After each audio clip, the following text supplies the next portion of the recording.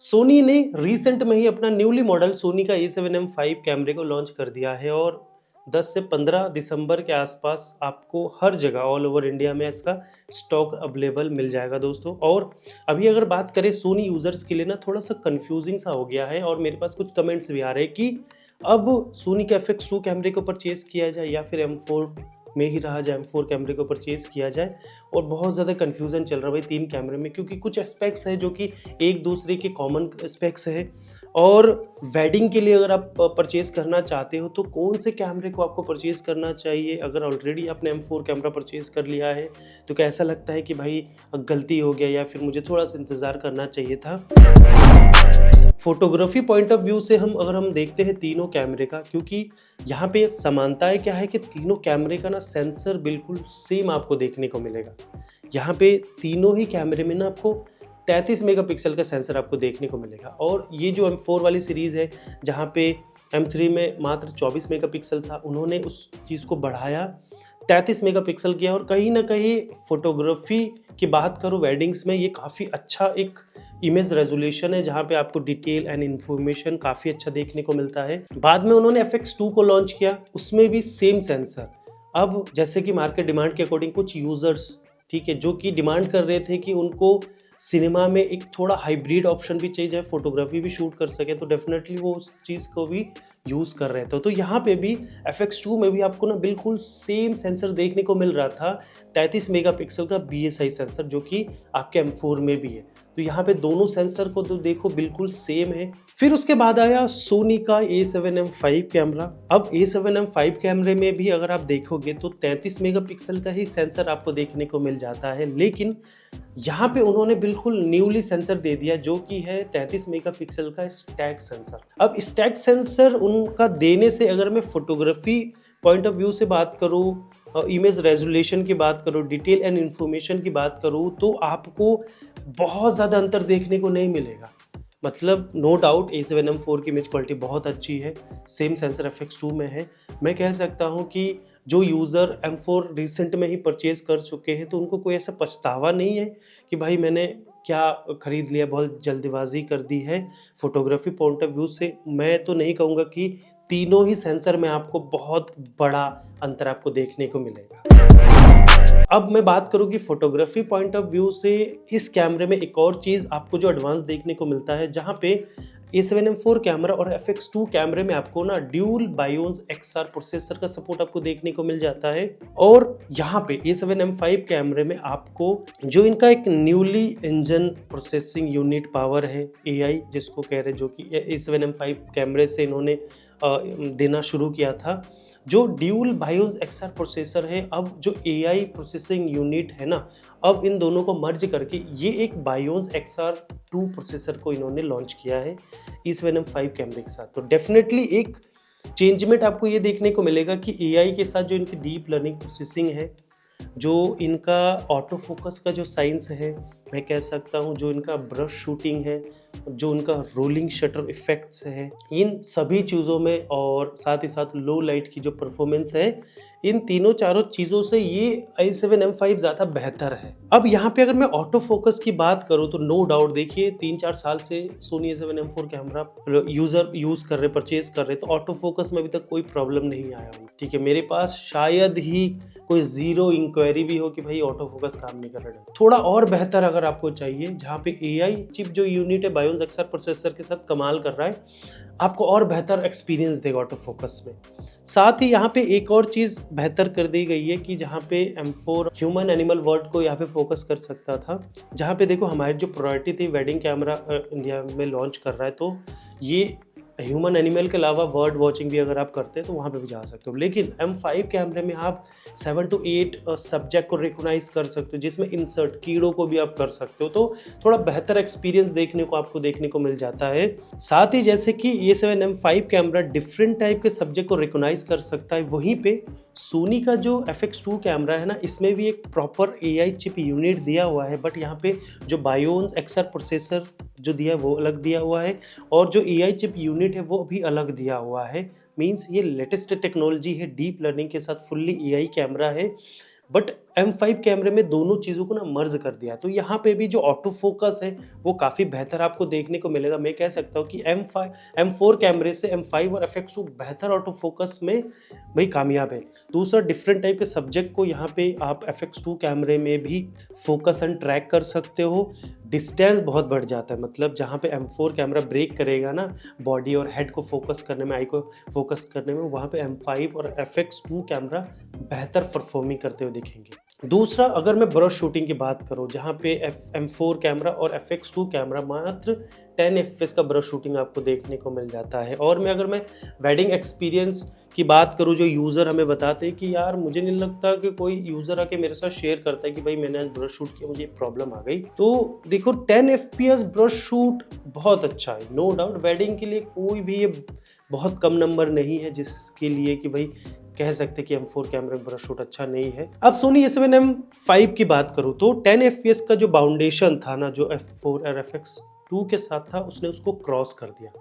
30 FPS का electronically shoot कर सकता है, साथ ही साथ रॉ ब्रस्ट भी अच्छा कर सकता, अच्छे नंबर कर सकते हैं। सेम वही अगर मैं इसको वेडिंग से कैलकुलेट करता हूँ तो मेरे ख्याल से 10 FPS इनफ था आपके लिए। आपके पास 30 आ गया है तो आपको थोड़ा बेटर एक्सपीरियंस ब्रश शूट चाहिए तो M5, अदरवाइज FX2 M4 अच्छे ऑप्शन है। अगर आप एज अ वाइल्ड लाइफ या स्पोर्ट्स अगर आप शूट करना पसंद करते हैं तो ये ब्रश शूट वहाँ आपको काफ़ी अच्छा काम कर सकता है। साथ ही साथ अगर आज आप न्यूज़ में काम करते हो, ठीक है, तो कहीं ना कहीं हम ऐसे कैमरा सर्च करते हैं जैसे फास्ट ब्रश शूट का ऑप्शन होता है, तो ये कैमरा काफ़ी अच्छा है। साथ ही साथ प्री बफर का ऑप्शन आपको देखने को मिल जाता है। भाई वाइल्ड लाइफ, स्पोर्ट्स, न्यूज़ जैसे फोटोग्राफी में हमें क्या होता है कि ऐसे मोमेंट्स को मिस नहीं करते जो शायद हमें दोबारा ना मिले, तो 1 सेकेंड का प्री बफर का भी ऑप्शन आपको देखने को मिल जाता है। साथ ही दोस्तों आपको एक और चीज़ काफ़ी अच्छा देखने को मिलेगा M5 कैमरे में, जो EVF है ना वो 120p रिफ्रेश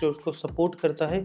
हालांकि दोनों कैमरे करते हैं, लेकिन आपको ना जो ब्लैकआउट आता है जब आप ब्रश शूट करते हो ना, तो आपके सामने जो मैकेनिकली शटर जो मूव करता है तो एक ब्लैकआउट आपको देखने को मिलता है, या इलेक्ट्रॉनिक शटर भी करते हो तो भी हल्का ब्लैकआउट आपको देखने को मिलता है।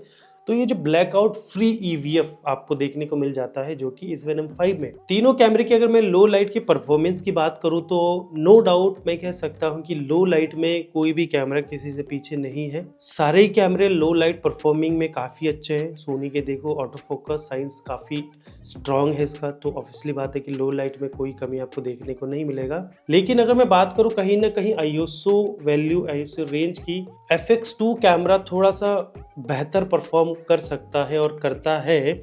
उसका एक बहुत बड़ा रीज़न ये है कि देखो जो सोनी का FX2 कैमरा है ना वो एक सिनेमा हाइब्रिड कैमरा है। मींस सिनेमा सीरीज का जैसे कि FX3, FX30 की जो कुछ बेस्ट फीचर्स है जो वीडियो से रिलेटेड, वो आपको देखने को मिल जाता है। तो यहाँ पे एक चीज़ जो आपको देखने को मिल जाता है, सिने EI, फ्लेक्सिबल ISO जैसे ऑप्शन और dual base ISO performing camera देखने को मिल जाता है, जहाँ पे बेस आपको 800 से लेके आपको 4000 तक का ऑप्शन आपको देखने को मिल जाता है।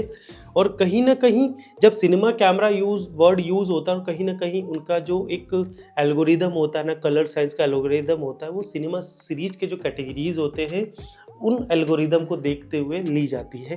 तो यहाँ पे आप 800 में शूट करो, 4000 ISO में शूट करो। इवन काफ़ी सारे वीडियोस मैंने ऐसे देखे हैं एज अ प्रैक्टिकली, जहाँ पे 12800 तक के ISO में भी काफ़ी कम नॉइज़, मतलब ना के बराबर नॉइज़ आपको देखने को मिल जाता है, जो कि मैं कह सकता हूँ कि जो M4 और FX और जो M4 और M5 के सेंसर से भी बेटर परफॉर्मिंग करता हुआ दिखेगा। इन बॉडी इमेज स्टेबलाइजेशन की अगर मैं बात करूँ, जहाँ पे M4 कैमरा 5.5 और FX2 कैमरा भी 5.5 स्टॉप का बॉडी इमेज स्टेबलाइजेशन देता है।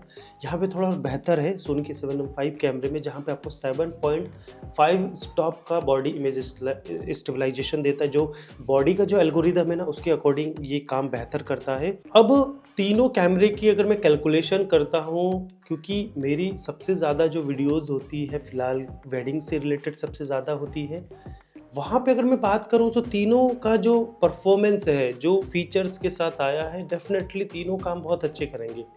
देखो अभी काफ़ी सारे यूज़र्स M4 कैमरा परचेज़ कर लिया है और जो फोटोग्राफी करते हैं सोचते हैं कि यार कहीं काश मैं स्टैक सेंसर के लिए वेट कर लेता, या मैंने क्यों परचेज़ किया। तो बिल्कुल निराश मत होना। जो 33 मेगापिक्सल का जो सेंसर आपके साथ है फोटोग्राफी शूट करें या फिर किसी और जॉनरा में आप शूट कर रहे हैं तो डेफिनेटली काफ़ी अच्छा नंबर है, काफ़ी अच्छा डिटेल इन्फॉर्मेशन आएगा। वेडिंग से रिलेटेड मुझे नहीं लगता कोई सेंसर आपको निराश करेगा, तीनों ही सेंसर काफ़ी अच्छे हैं। अब अगर मैं वीडियोग्राफी की बात करूँ कि M4, M5 और FX2 कैमरा क्या बेहतर रेजोल्यूशन आउटपुट देता है, तो सबसे पहले M4 की बात करूं तो जहां पे आप 4K 60p शूट कर सकते हैं, साथ ही साथ A7 M5 कैमरा भी 4K 60p शूट कर सकते हैं, FX2 में भी आप 4K 60p शूट कर सकते हैं। लेकिन यहाँ पे अंतर क्या है कि FX2 और M4 का जो सेंसर है ना वो 1.5x से क्रॉप कर देता है, मतलब APS-C फॉर्मेट में आप 4K 60p शूट कर सकते हो। M5 की बात करूं जो कि पूरा सेंसर जो 33 मेगापिक्सल का जो सेंसर है ना पूरा रीड आउट करता है, कोई क्रॉप फैक्टर नहीं है, साथ ही साथ 4K 120 भी शूट कर सकता है, बट वहाँ पे आपको APS-C फॉर्मेट क्रॉप आ जाता है। साथ ही M4 कैमरा और FX2 कैमरा में जब आप 4K 25 या 30p शूट करते हैं तो कैमरा 7K का डाउन सैंपल शूट करता है, जो डिटेल इन्फॉर्मेशन होता है वहाँ पे बेहतर आपको देखने को मिल जाता है। लेकिन जब आप M5 कैमरे में 4K 60p शूट करते हैं वहाँ पे 7K का डाउन सैंपल आपको देखने को मिलता है, वहाँ पे डिटेल एंड इन्फॉर्मेशन आपको बहुत बेहतर देखने को मिल जाता है। साथ ही साथ फुल HD की बात करूँ या फिर इनबिल्ट स्लो मोशन की बात करूँ जहाँ पे आप M4 और FX2 में 4x तक स्लो मोशन शूट कर सकते हो। जब आप M5 की बात करूँ तो वहाँ पे 240 FPS लगभग 10x तक आप स्लो मोशन वीडियो शूट कर सकते हो। 4K 120 और मैं कहता हूँ कि आज का जो एक एक्चुअल में मार्केट की जो डिमांड है ना वो 4K 120 है, मैं इस चीज़ को मानता हूँ। लेकिन 4K 120 अभी आप समझ लो कि आप प्री वेडिंग शूट कर रहे हो, ठीक है, आप 4K में बहुत अच्छा स्लो मोशन शूट करना चाहते हो तो डेफिनेटली ये नंबर काफ़ी अच्छा है।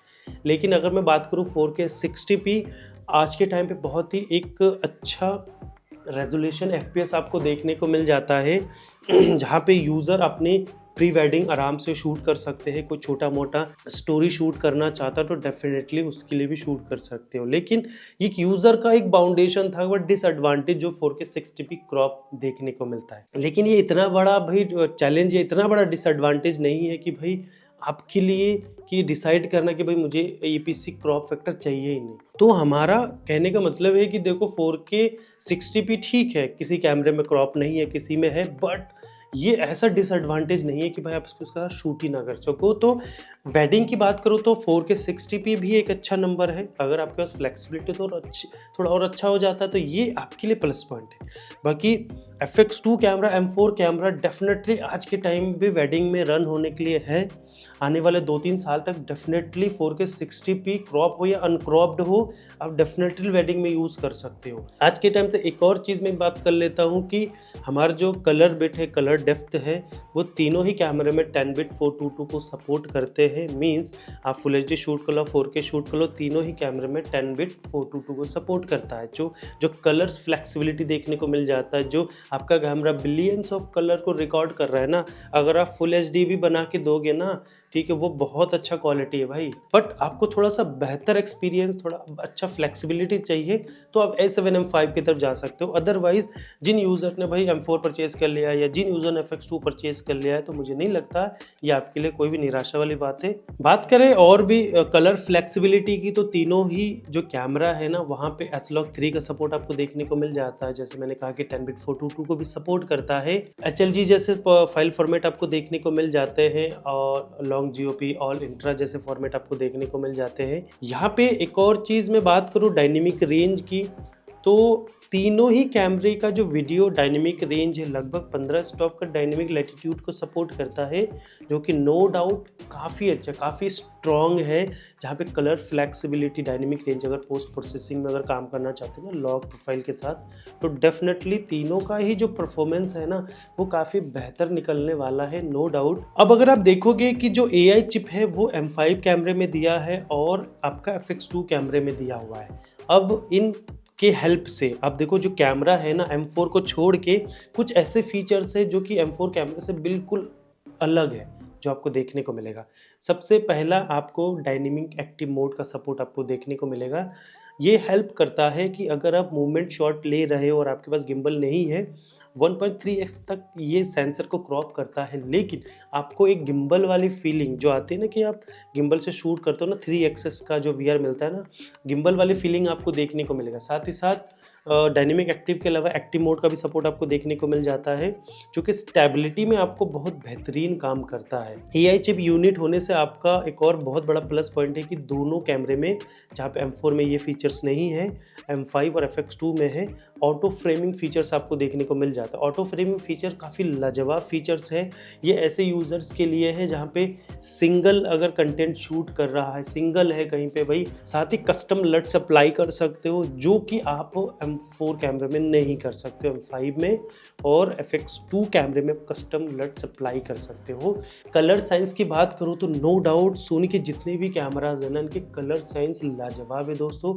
सोनी के A7M4 कैमरे से एक प्रोफाइल को यहाँ पे ऐड किया गया था, जो कि वेनिस जैसे कैमरा में आपको देखने को मिल रहा है, जो कि एसिनेटोन जैसे प्रोफाइल है, जो कि कंटिन्यू किया गया है M5 में भी और आपके FX2 में भी कंटिन्यू किया गया है। सोनी FX2 को चूज करने का दोस्तों और भी बहुत बड़ा एक रीजन है, जो कि आपको M4 में भी देखने को नहीं मिलेगा और ना ही M5 में आपको देखने को नहीं मिलेगा, जो कि है in camera active cooling fan. Means जहां पे भाई M4 और M5 कैमरा कंटिन्यू रिकॉर्डिंग में अपना दम तोड़ देते ना, वहां पे कई घंटे तक सोनी का FX2 कैमरा भाई चल सकता है, नो डाउट। तो दोस्तों इंटरनली देखेंगे तो ये बहुत बड़ा चेंजमेंट है, जो कि आपको FX2 में देखने को मिल रहा है, जो कि आपका M4 और M5 में नहीं है।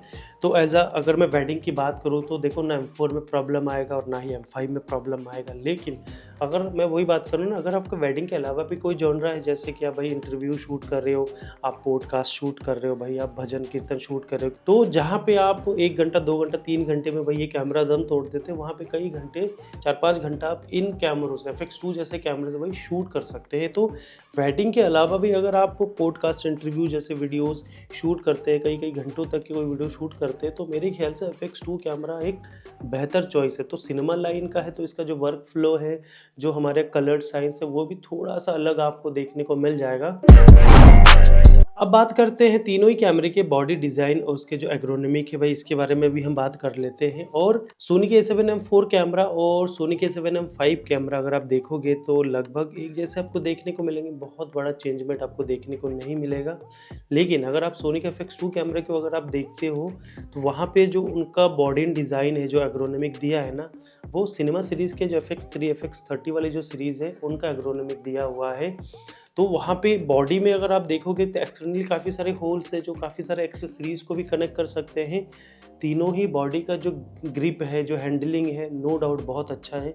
M4 को मैं कई साल से हैंडलिंग कर रहा हूँ, FX2 को भी मैंने लास्ट टाइम मैंने जो सेल किया उसको हैंडल किया है, तो नो डाउट बहुत अच्छा। और M5 जब हाथ में आएगा तो डेफिनेटली मैं कह सकता हूँ कि उसकी हैंडलिंग भी काफ़ी बेहतर है। अब देखो सिनेमा कैमरा है तो एक चीज़ इसमें दी हुई है कि हाइब्रिड सेगमेंट भी बनाया गया है, तो इसमें एक चीज़ को देखो ऐड भी किया है। देखो तीनों ही जो कैमरे हैं, तीनों कैमरे में EVF है, क्योंकि तीनों ही हाइब्रिड सेगमेंट में भी आते हैं, बट थोड़ा यूनिक सा आपको EVF देखने को मिल जाएगा, जो कि ऐसे यूज़र्स के लिए बहुत ज़्यादा हेल्पफुल है, जो भाई अपने कैमरे को अपने आप से काफ़ी लो एंगल में वही रखते हैं, ठीक है, तो टिल्ट हो जाता है ना, तो टिल अप एंड डाउन भाई टिल्टिंग हो जाता है, तो ईजिली से वही व्यू ले सकते हैं वो। साथ ही M4 और M5 का जो EVF है वो भी काफ़ी बेहतर है, क्योंकि 3.68 मिलियन डॉट का रेजोल्यूशन आपको देखने को मिल जाता है। इवन 120 रिफ्रेश रेट को भी सपोर्ट करता है। लेकिन तीनों की EVF से बेहतर EVF M5 में है। 30 FPS जब आप ब्रश शूट करते हो तो ज़ीरो ब्लैकआउट आता है, ब्लैकआउट ही नहीं आता है, तो यहाँ पे थोड़ा बेहतर आपको देखने को मिल जाता है। तीनों की स्क्रीन अगर मैं बात करूँ तो हेल्पफुल, तीनों की स्क्रीन अच्छी है। बेहतर स्क्रीन आपको M5 में देखने को मिल जाता है, जो कि 4 एक्सिस है। तो फोटोग्राफी यूज़र जो है भाई, जिनको पोर्ट्रेट शूट करना होता है, ठीक है, तो उनके लिए एक बेहतर ऑप्शन है। बाकी दोनों ही कैमरे में M4 और FX2 में वेरी एंगल का सपोर्ट आपको देखने को मिल जाता है। M5 का रेजोल्यूशन भी बढ़ाया गया है, जहाँ पे M4 और FX जो 2 में 1.04 मिलियन डॉट था, यहाँ पे 2 मिलियन कर दिया है, तो यहाँ पे रेजोल्यूशन भी स्क्रीन का बढ़ाया गया है। तीनों कैमरे की अगर मैं USBs की बात करूँगा तो लगभग सभी में एक जैसे यूएसबी आपको देखने को मिलता है।